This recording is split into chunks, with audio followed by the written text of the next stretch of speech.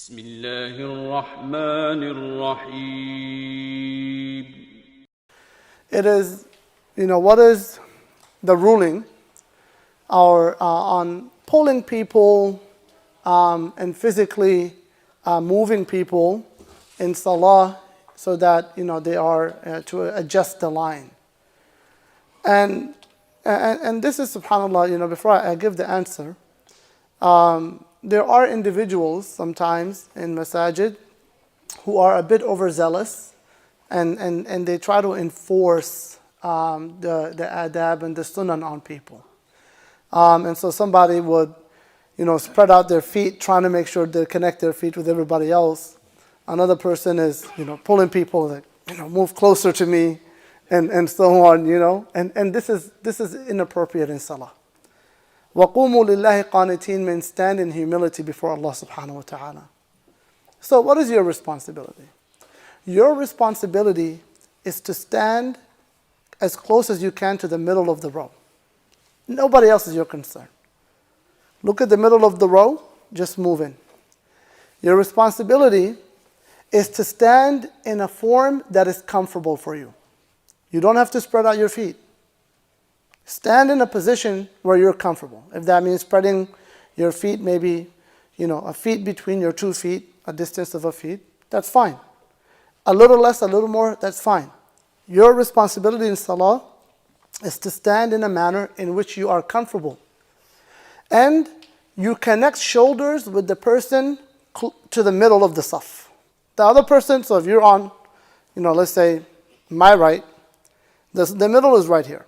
And so you just move towards the middle. Everybody else on the side, that's not your responsibility. Islamically, the Prophet ﷺ, he said, "Awsitul imam." Put the imam in the middle. So from here, our scholars said the saf is always constructed around the middle. What is on the edges is of no concern to you. Your concern is always moving towards the middle and also standing in a manner that is comfortable for you. And so we have individuals who are, mashallah, they want the sunnah and they want to encourage other people to do the sunnah, but they lack the delicacy to deal with people. And so it's important to be gentle with the believers and to not force things upon people. And you do your part and you let everybody do their part. It's not your responsibility. And so, the ruling on that would be that no, your responsibility is not to make anybody do anything, unless it's your child whom you're trying to adjust in salah, or it's a kid in the masjid, a youth, you're trying to teach better. Of course, we educate our youth. But an adult who's your peer, it's not appropriate to force them. If you give them a gentle advice, nasiha is fine, but respectfully and in a gentle manner, not in a manner that is might be considered inappropriate or offensive or even degrading. Sometimes a person can feel embarrassed. Right? I think there was a statement by Imam Shafi'i. The meaning is like, advise me in private, I will take your advice. Advise me in public, I will reject your advice. Something of that sort. Because in public, when you advise me, you're humiliating me. So you don't advise somebody in a harsh manner where you're bringing their fault to the attention of people. But you advise them gently and privately, respectfully. It's khair. So talking to people requires a sense of gentleness, a sense of etiquette and adab, so that people are not upset or offended by one's approach. And so there's that. Second, now if somebody does approach you, subhanAllah, be patient. Right? Be patient. If an elder, subhanAllah, sometimes our elders have the best of intentions and maybe they didn't come across in a way that is culturally, relevant to us or something. Be patient, be respectful. Right? We learn to have tolerance. We learn to have sabr. And back home in the village and the more, community, like elders would, punish or physically punish the children of their neighbors or their community. And like the kids didn't get upset, the family didn't get upset. There was there was a sense of like shared parenthood between everybody. Everybody was kind of a parent to the children. And so if an elder criticizes you or tells you something, or maybe you didn't like it, have respect, have adab, have patience. And so all of this, it comes down to dhawq and adab, having a good sense of judgment, having a good sense of character, and having a good sense of just good manners. And so these are just some things, inshallah ta'ala, to be mindful of in these issues. The second thing, or mas'ala, right, that I kind of touched on, is the imam is in the middle.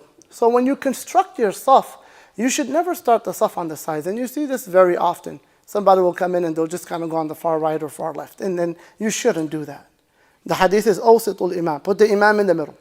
So the saf is always constructed or starts from the middle and it slowly moves out from the middle, gradually. It shouldn't be too much. It shouldn't be like 5 people to the right and there's nobody on the left.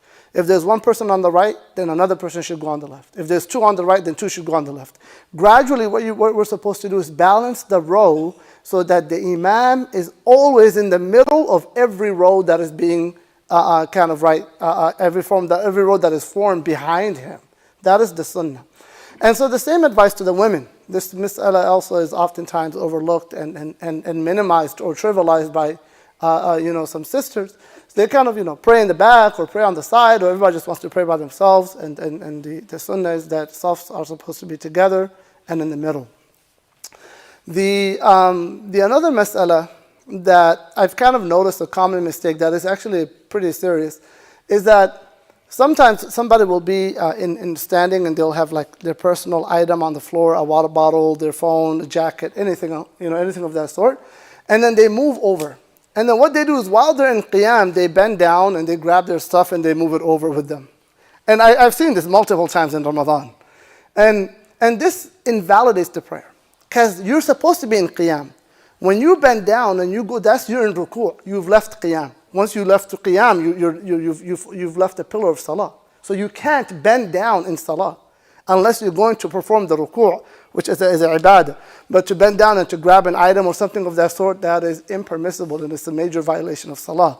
Minor movements in salah could be excused, but a major movement like that is a serious violation. It invalidates the salah. And remember, our approach in salah should be what? One of discipline.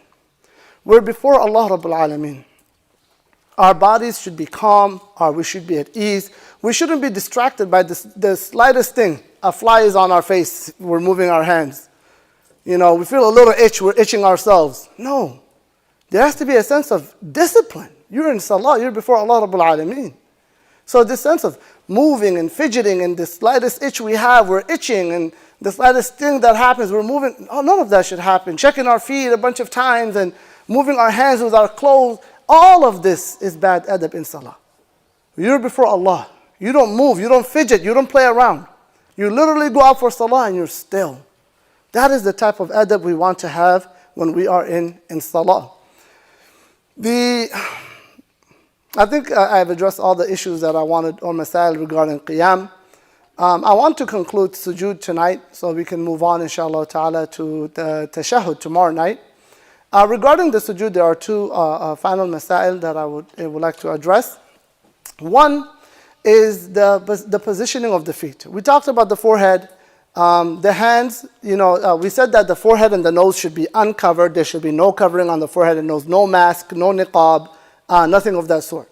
Okay, the kashf al-jabha is a fard in the shafi'iyya and is considered, a part of the sunan of the salah with the majority. And so it should be, the jabha should be uncovered always. The hands, it's better to have them uncovered, but if a person prays with gloves, their salah is permissible. The hands for men, if they have the space, they should spread their arms out a bit and kind of spread themselves out a bit in a manner that is comfortable, not excessive. And that's only if you're praying by yourself or if you're the imam and you're able to do that. But you don't do it in jama'ah, putting your elbow into the side of another believer. That is very inappropriate in salah. To hurt a believer is greater than destroying the Kaaba. So can you imagine somebody wants to pray in salah, they get khushu', but they're shoving their arms into the sides of people or their feet into the sides of people? What ajr are they receiving? And so that's something to be mindful of with regards to the arms and the hands. The next thing is, of course, the knees. And the knees touch the floor, of course, which is very obvious. And the last are the 2 feet. The sunnah of the Prophet ﷺ when he made sujood is that his toes would kind of curve in and face the qibla. So he would bend his toes forward slightly, not in a manner that is uncomfortable or painful, but slightly his toes would bend and face the qibla. And this is the way the Prophet ﷺ made his sujood. And so this is how the sujood, oftentimes some people, like the worst I've seen is people whose feet is just kind of in the air. They're making sujood and their feet just kind of dangles in the air.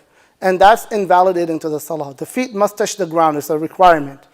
But some people, their toes are just facing straight down.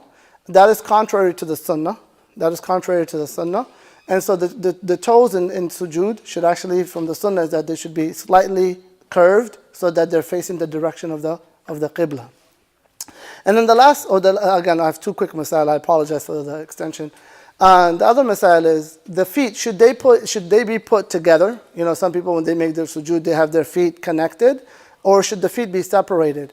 And the majority of our scholars say the feet should be separated. They shouldn't be put together. There are a minority opinion, and Shaykh al-Albani, he championed this opinion, that there's a hadith where the feet are connected. So this is a minority opinion. It's valid, and there's some hadith to back it up. But the majority of our scholars said no, that the feet should not be put together, and they should be left with some gap between them, and that is closer to the sunnah and the nature of salah. So that's the masala khilafiyya, but the majority say it shouldn't be put together. Either or, there's no haraj, whichever position a person adopts. And the last mas'ala is that elbows should never touch in the floor. The Prophet ﷺ forbade. He said, don't make sujood like the prostration of a dog. Our scholars, when they said this is to put your arms all the way down, flat on the floor. And so what it means is your hands should be touching the ground, but your elbows and arms should be lifted a bit up, right? It shouldn't touch the ground. It shouldn't just be flat on the floor. And so the Prophet ﷺ, that's the prostration or the sitting of a dog, and that he forbade that type of position in sujood. And so this is the conclusion of sujood, inshallah. If you have any follow-up questions, I'll continue. Tafadhal. When you're in sujood and you're making like dua, can your dua be in Arabic, or can it be in English, or can it be in Arabic? The dua should always be in Arabic. Salah should always be in Arabic. Now, there is discussion. Theoretically, there is discussion among the scholars. Can you make dua in other than Arabic in salah? There are positions of the scholars who hold that opinion that you could. Practically, the ummah throughout the world, in all cultures and societies, nobody practiced that.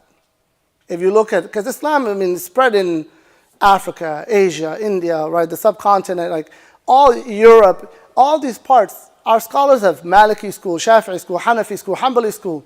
Although this is a valid position in those schools, none of these schools of thoughts and these scholars ever told their communities it's okay to make dua in your languages. They always told them what? Salah should be done only in Arabic. Outside of Arabic, outside of Salah, make dua, you call Allah in any language you want, but in Salah it should only be done in Arabic.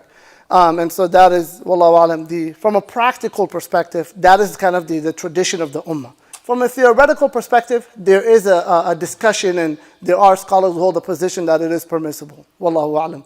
وجزاكم الله خير وصلى الله وسلم وبارك على سيدنا محمد وعلى آله وصحبه والحمد لله رب العالمين.